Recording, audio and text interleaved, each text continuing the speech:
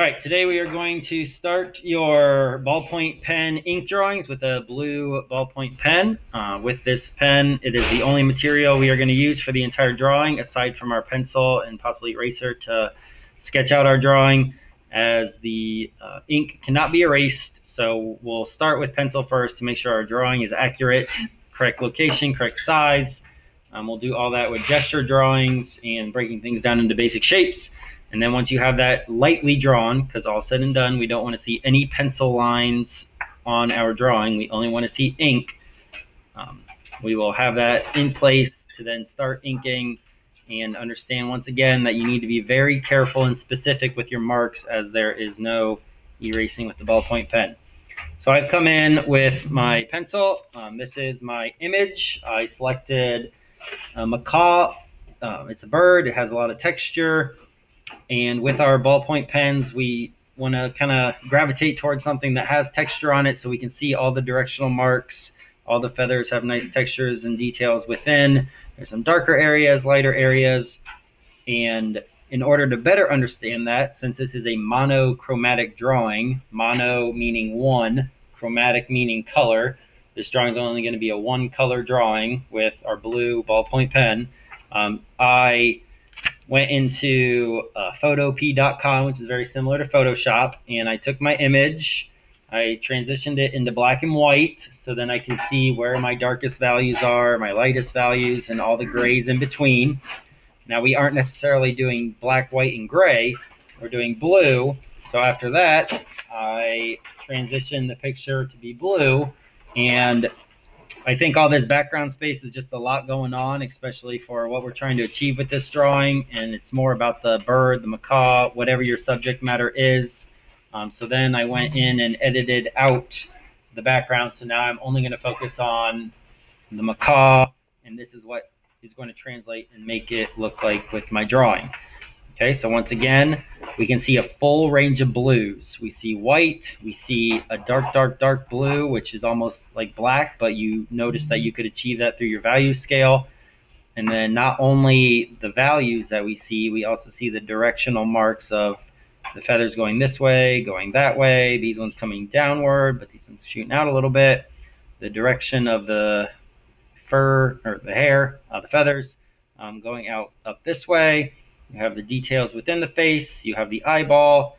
So all these kind of different textures and angles are going on, and we'll just need to understand and pay attention to exactly what we see and recreate what we're looking at. All right, so I'll leave that kind of example here so we can kind of reference it while we're working. But I've done my drawing. If you want to break things down into basic shapes, you can do that. The head is kind of like an oval, so I would have an oval here. The body is kind of a rectangle almost, a trapezoid maybe, or a rhombus, or something like that, where you just have one line here and then it connects to the oval that you have.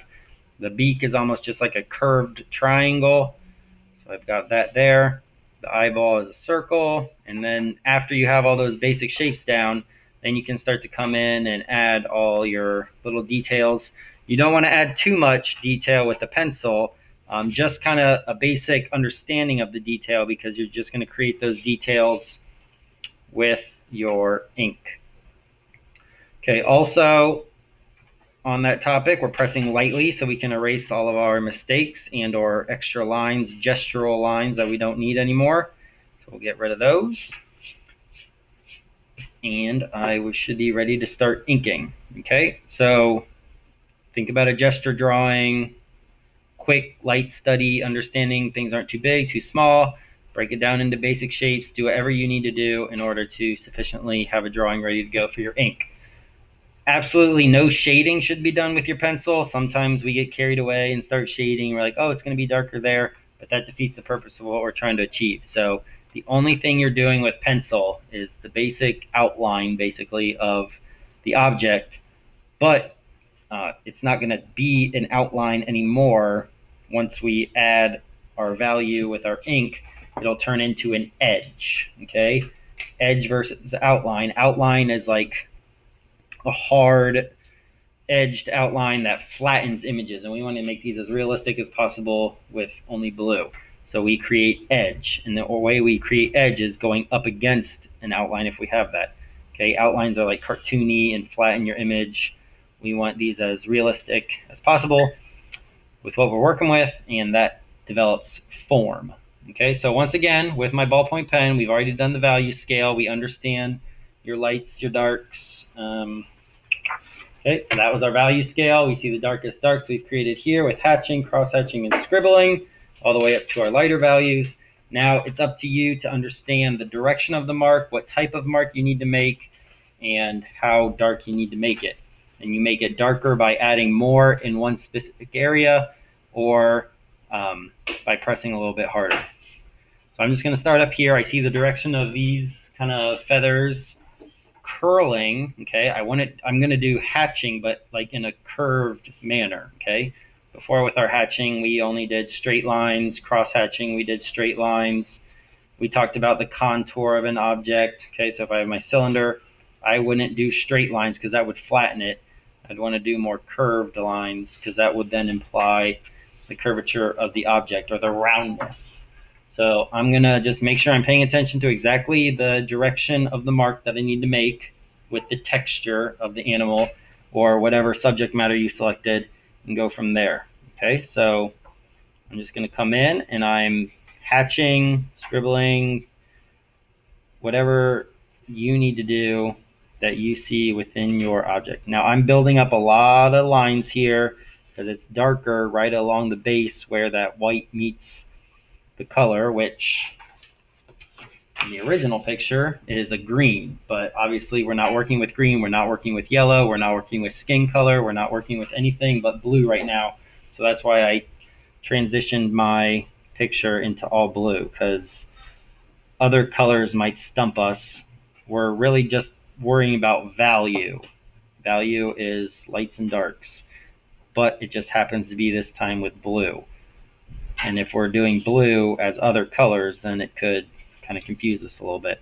Okay, so it gets a little bit lighter up here. So this is where I would definitely press lighter and space my lines out. I am barely touching the pen to the paper, letting the pen do the work. And then I'm going to transition those together. Short little lines. I'm not doing just one big line. I'm paying attention to the texture and the detail as I see it. We're going to be making a lot of marks, but that's okay. Okay, so building them up a lot around the base, coming around here, angling. I can twist and turn my paper, whatever is most comfortable for me. So if I want to kind of come up this way now, I can rotate my paper, rotate my reference image. I see a little bit of patch of darkness right there, so I'll start to build up a lot more lines, maybe apply a little bit more pressure. I'm starting to build that up. There's a lot of darkness right here. I'm going to build up that darkness and blend it with more of my hatching, curved hatching marks, blending that into the lighter.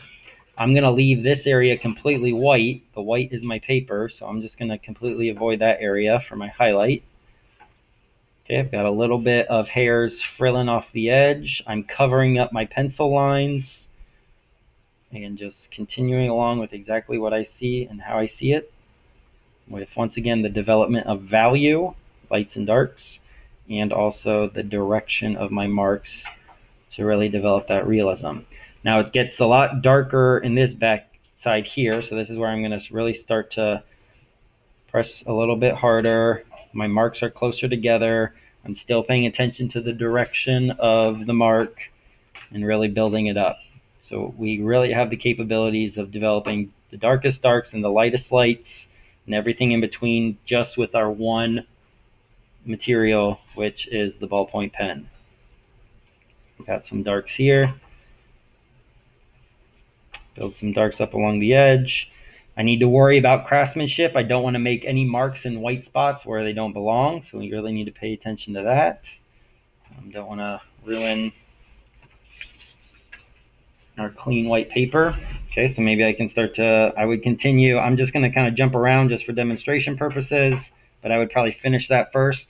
Think about if you're left-handed or right-handed. If you're right-handed, you'll want to most likely work top to bottom, left to right. If you're left-handed, you'll probably work once again, top to bottom, and then right to left, because you can easily smear the ink, especially if you just laid it down. Eventually, I mean, this isn't like a ink pen where it's wet and then it needs to dry, but you still do run the risk of smearing the ink. And once again, we don't want to smear that ink into our clean white paper, because then we run the risk of losing points for craftsmanship. Okay, so I'm starting to develop that. There's some lighter values in the eye, some darker values. There's a reflected highlight because our eyeballs are wet, and when things are wet, they have a reflection, so we want to avoid that little spark of light to ensure that the eyeball looks realistic. Some of you in your drawings might not have eyeballs. Once again, you just need to understand the concepts I'm teaching you and how do you apply that to your specific drawing of whatever your subject matter might be. Subject matter means whatever is in your picture. For me, it's the macaw or the bird. Okay, I've got some really dark values here on these kind of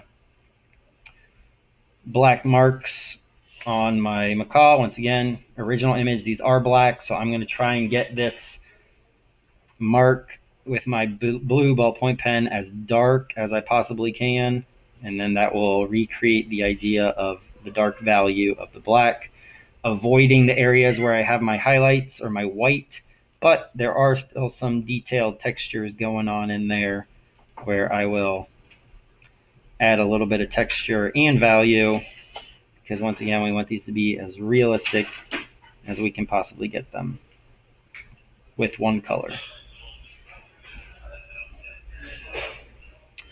Okay, so I would really develop the darker values here on my beak, avoid this little white gap. We really need to pay attention to where our whites are and our blacks are, okay? With the values, you can always make things darker with your ballpoint pen, but we cannot reverse that and make things lighter. So you really need to be cautious with your marks, take things nice and slow. There's no rush for getting this done, but you need to be very cautious that once you make a mark on top of that white, you can't get it to become light again. So we need to really kind of pay attention to that. So like right now I'm outlining the beak, but that's okay because I'm going to develop it into an edge because I'm going to add value up against that outline. So I'm just kind of marking where the beak meets the fur or the feathers. I keep wanting to say fur. And now I'm using that outline as an edge. Once again, outlines flatten, but then when we develop an edge, that means we're shading right up against that outline to eliminate that idea that flattens our drawings. Okay, so there's a nice highlight right here on the beak to show the three-dimensionality of it. I would for sure need to avoid that because once again, if I'm like, oh, the beak's black and I'm just gonna color it in or shade it in, we need to be cautious about that because, like I said, once you go over something that needs to be white, there is no going back. Okay, right now I'm doing like a scribbling method. This is kind of every which way direction almost, so I just kind of did a scribbling method here. I might do another scribbling method kind of here, but still directional with the way the feathers are going.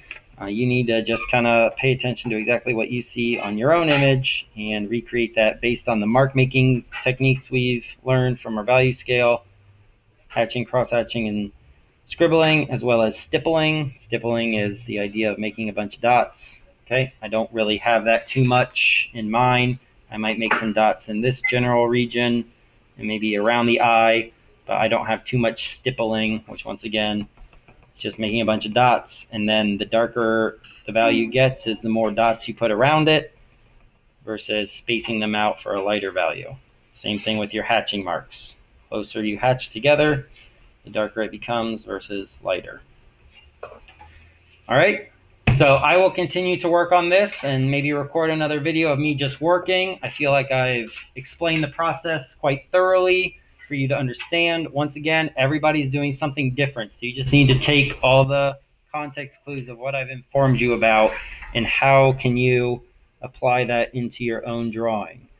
Once again, think about everything you learned from drawing 1 and drawing 2 previous to this, and how you understand value, details, textures, highlights, shadows, form, three-dimensionality, and all that good stuff. All right, so I will go ahead and stop the video now. This is time for you to work.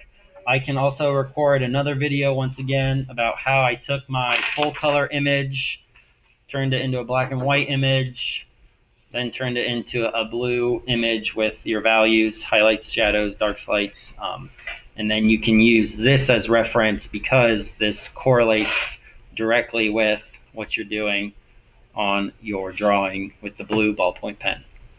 Okay, let me know if you have any questions, comments, concerns along the way, and I look forward to seeing what you guys produce.